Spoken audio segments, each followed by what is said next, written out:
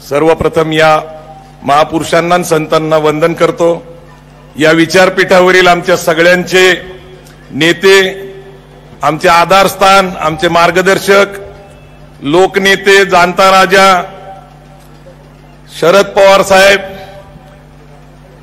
दिलीप वळसे पाटील साहेब, देवदत्त निकम साहेब आणि सर्वच आदरणीय व्यक्ती आणि ज्यांच्या प्रचारासाठी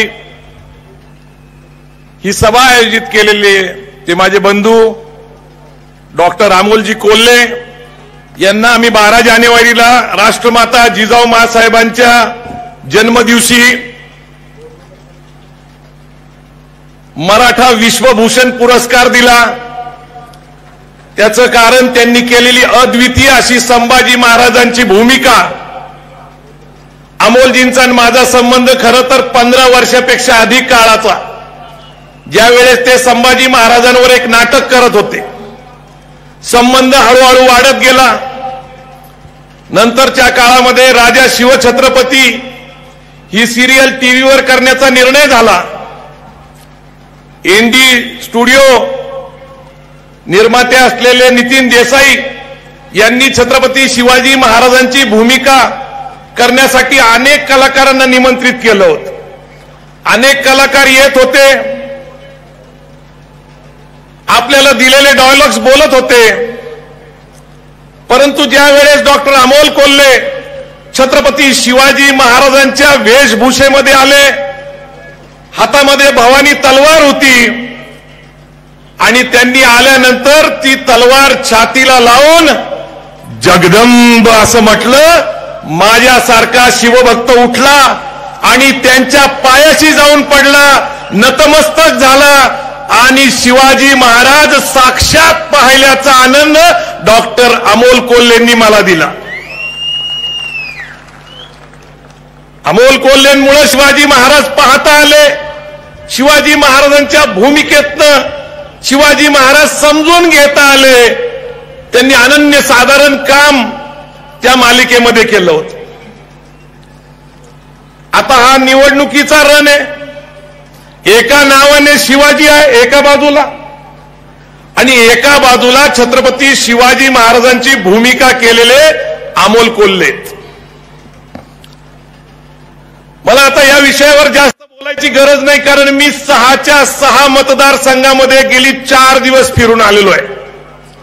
मी हडपसर मतदारसंघामधनं येतो, शिरूरला जाऊन आलो, भोसरीला जाऊन आलो, काल खेड, आंबेगाव आणि जुन्नर मराठा क्रांती मोर्चाच्या सगळ्या प्रमुख लोकांची मीटिंग झाली। कारण जाणीवपूर्वक या ठिकाणी काही पसरवण्याचा प्रयत्न केला जातो। अरे ज्यांनी छत्रपती शिवाजी महाराज आणि संभाजी महाराजांची भूमिका केली आहे त्यांना एका जातीमध्ये अडकू नका, एवढं तरी तुम्हाला ज्ञान असलं पाहिजे होतं।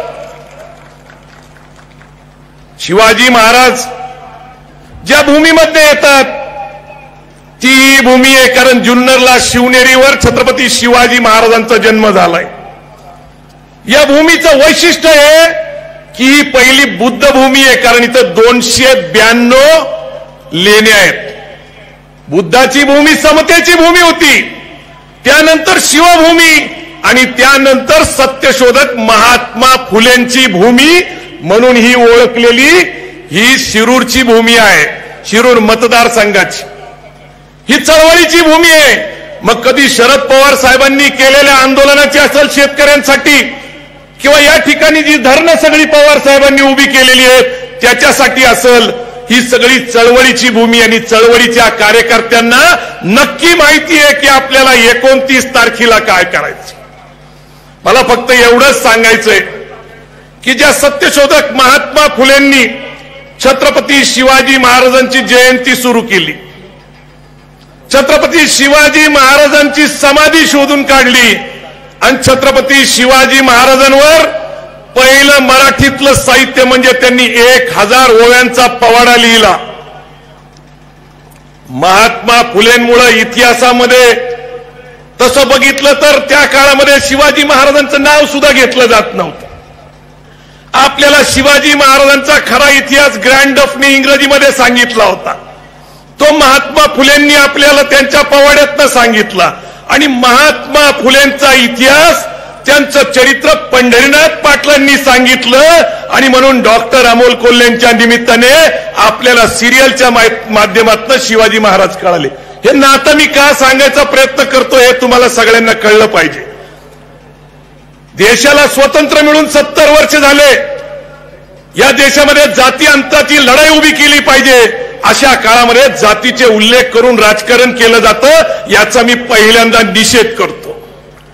मराठा क्रांती मोर्चा असेल, बहुजन क्रांती मोर्चा असेल, दलित संविधान मोर्चा असेल, मुस्लिम क्रांती मोर्चा असेल, नाहीतर धनगर क्रांती मोर्चा असेल, जवळपास 6 कोटी लोक रस्त्यावर आले. कुणी आरक्षणाची मागणी केली असेल, कुणी स्वामीनाथन आयोग लागू करा म्हणून मान्य केलं असेल, कुणाचे अनेक प्रश्न असतील, कुणाचा शिक्षणाचा प्रश्न असेल, पण महाराष्ट्राचे मुख्यमंत्री गोड बोले आहेत, एकही प्रश्न सोडवला नाही. शेतकऱ्यांनी आंदोलन केलं, नाशिक पासून ते मुंबईपर्यंत चालत गेले.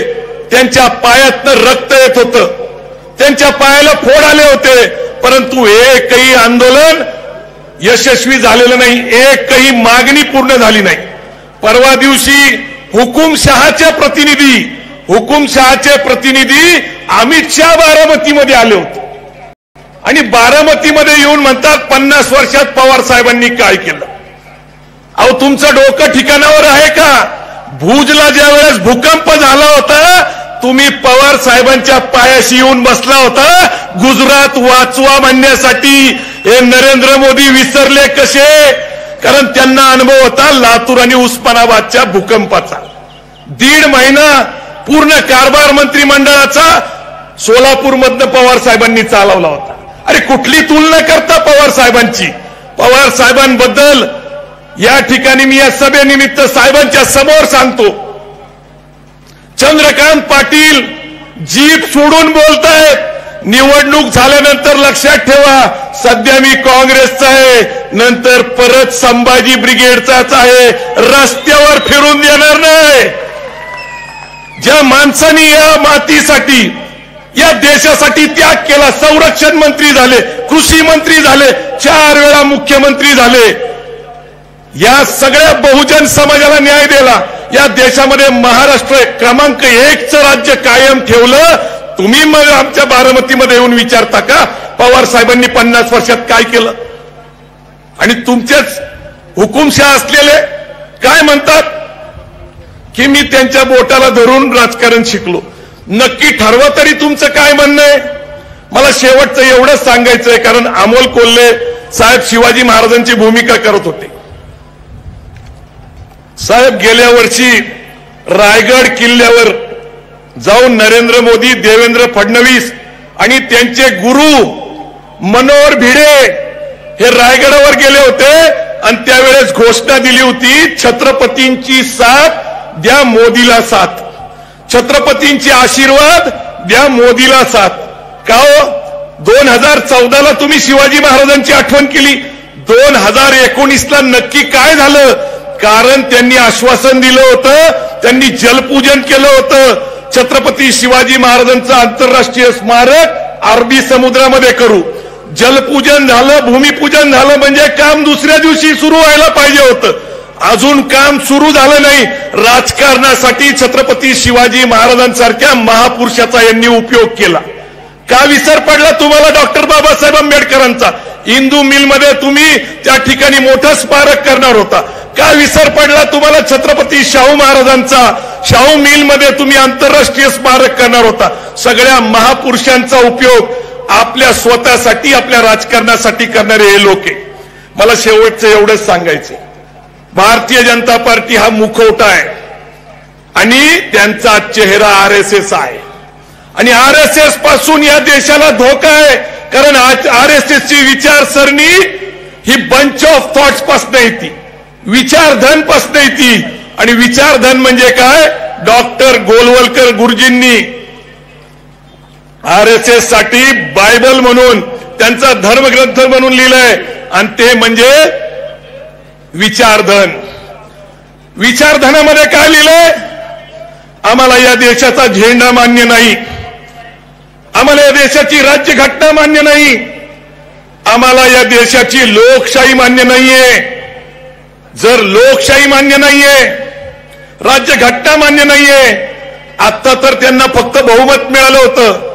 2/3 बहुमत जर या देशामध्ये मिळालं तर हे हुकुमशाही प्रवृत्तीचे लोक या देशाची राज्यघटना नाकारतील आणि या देशाची लोकशाही सुद्धा नाकारतील.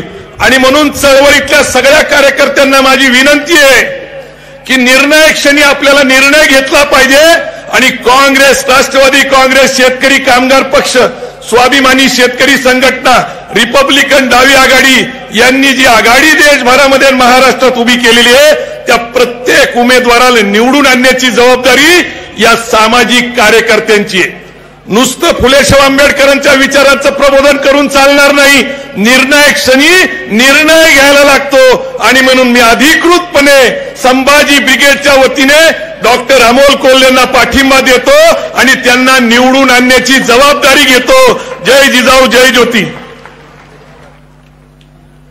यानंतर या तालुक्याचा विकास